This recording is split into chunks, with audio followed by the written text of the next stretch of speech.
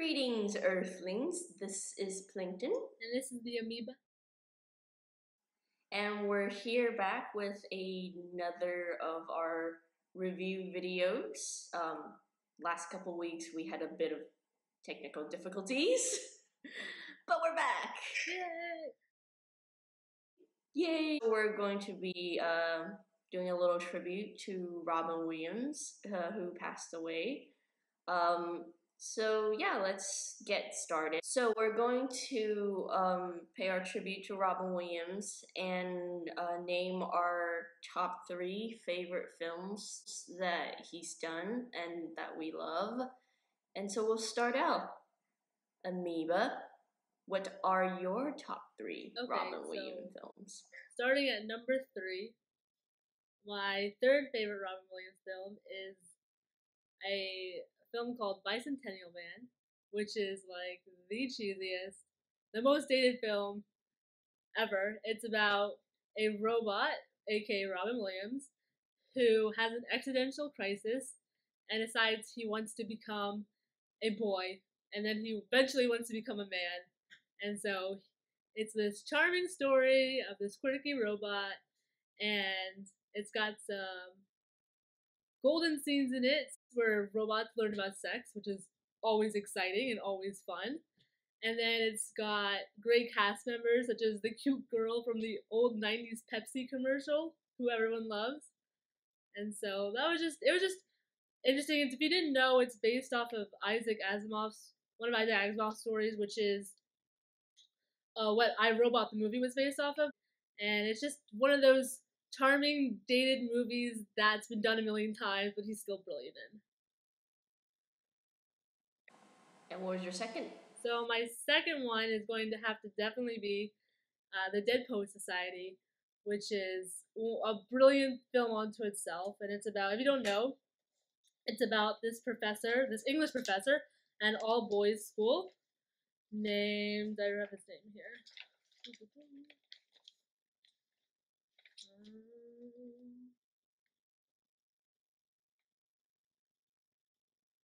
Oh man, I can't read my handwriting.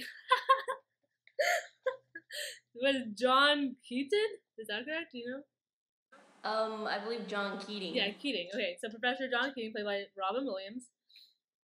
And he is the professor everyone wants at school. He just opens up this world for all these kids and shows them what life could be like away from the brick building and the strict teachers, and shows them this whole way of learning and reading and seeing the world differently.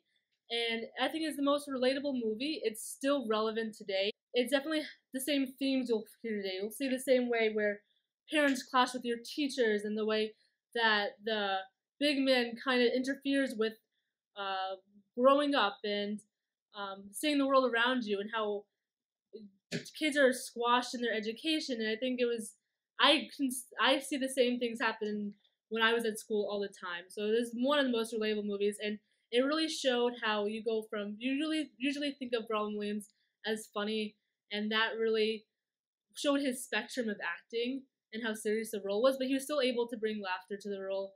And I loved how the fact that he was one of the very few adults in that show. It was mostly young actors who were very famous now at the time, and he didn't overpower the role. A lot of times when you see like one main adult actor and then it really is centered on the kids, you feel like the adult is being overpowered, and he's trying to want all the credit. He's trying to want to be the star when he really isn't. And I think he really was a great supporting role for these kids, and he really helped them grow. And he really didn't feel like it was about him, but that he was really what tied them all together and what helped them grow as younger adults as well. So I felt like that was, and any book, hands down, is one of the best movies. So what is the top one then?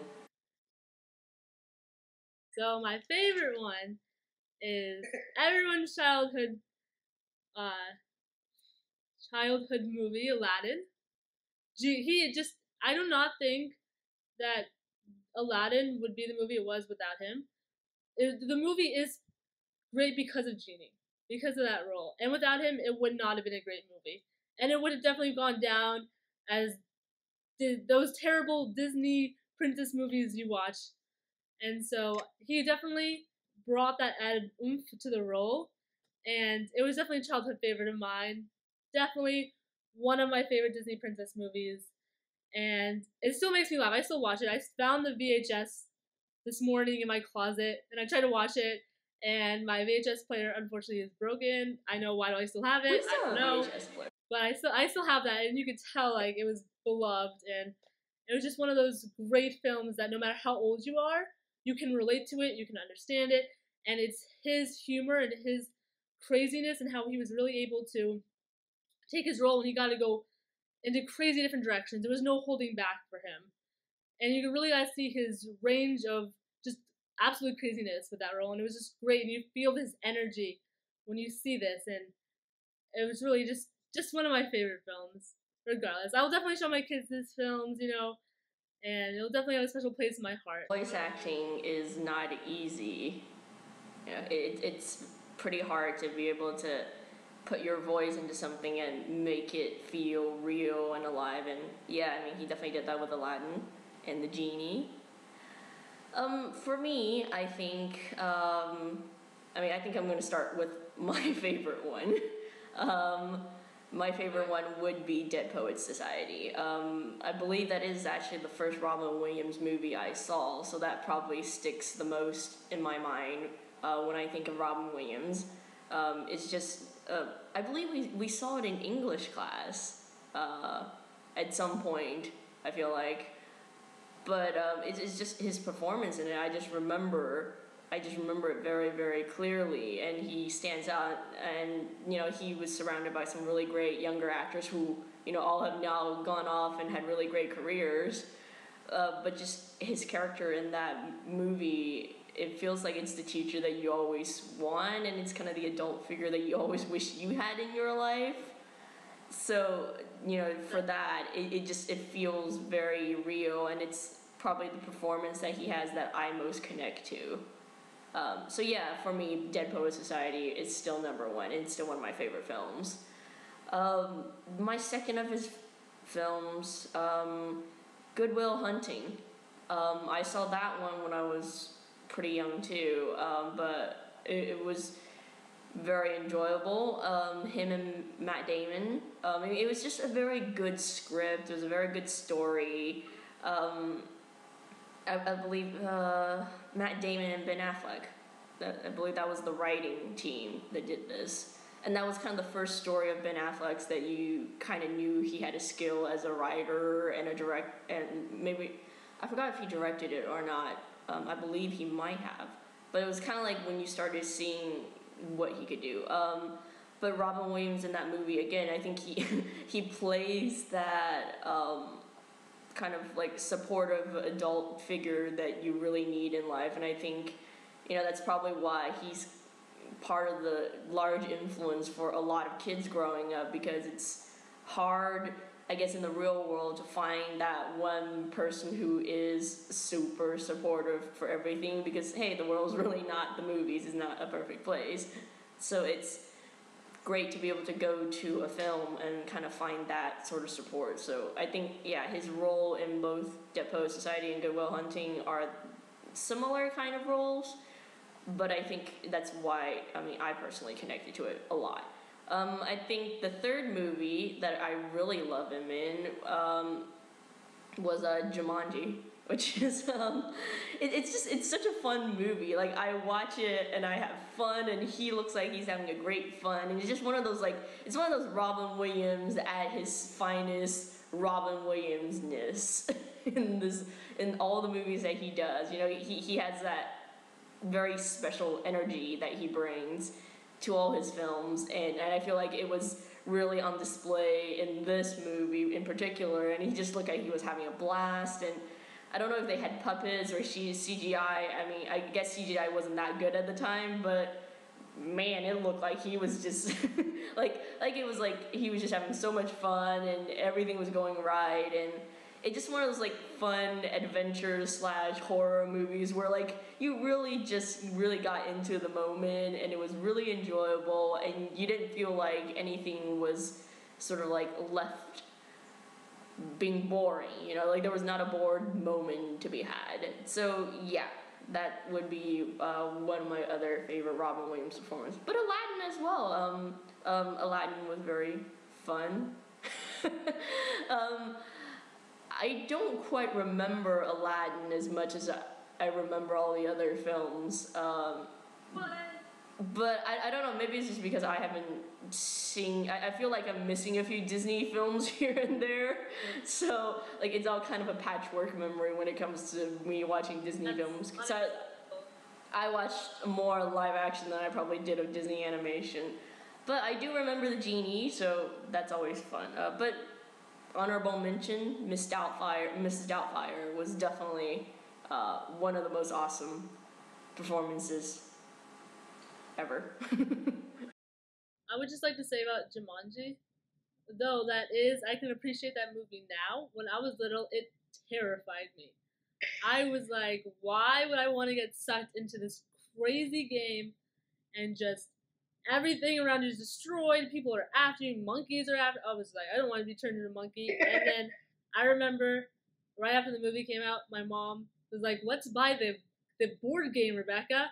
And I was like, did you see that movie? Do you know what happens in that movie? Well, why would you want to buy that?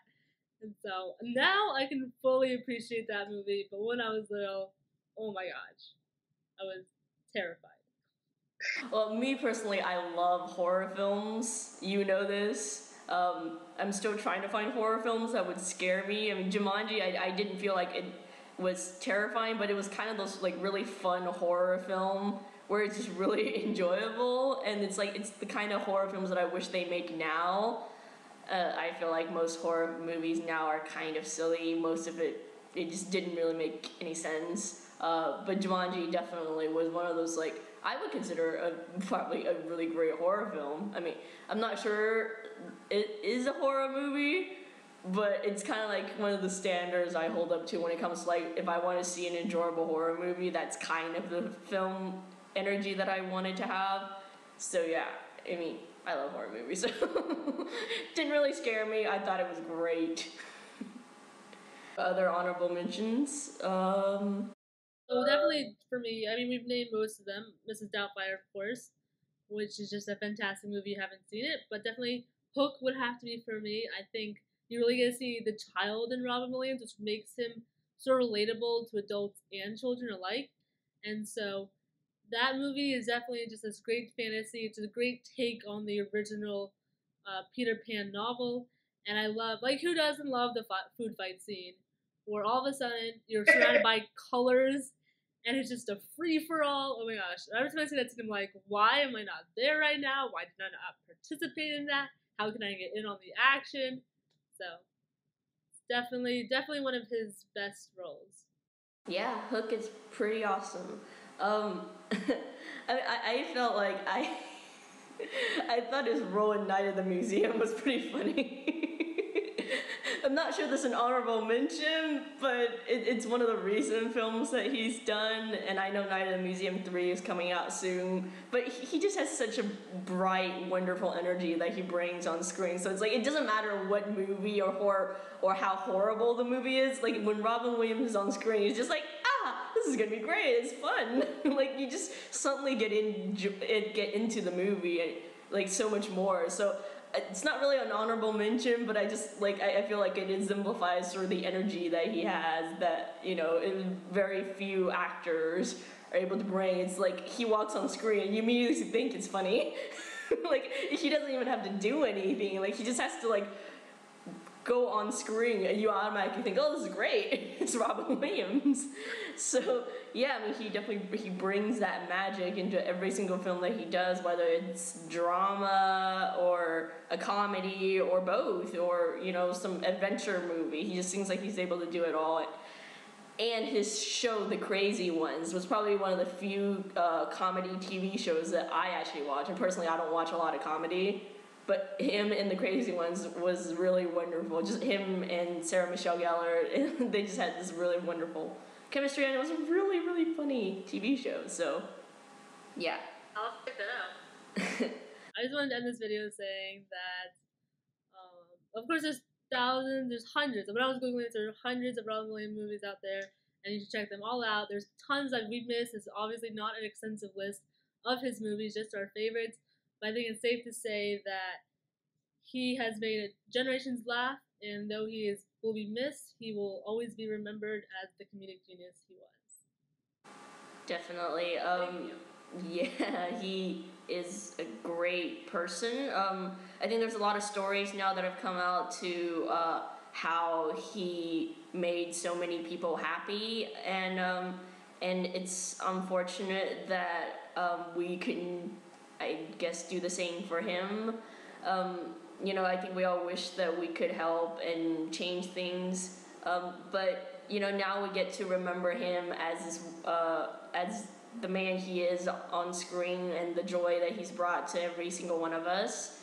And he will definitely be remembered as one of the greatest, acting geniuses in the world. And, everybody remembers his face, everybody remembers him, and when you hear the name Robin Williams, you're happy. You feel the joy that he does. He puts in his work and he gives to everybody around him. So, I hope wherever he is that he's at peace and he's happy and he's free. And who knows? Maybe he's making he's making people laugh up wherever he is. I'm betting that he is.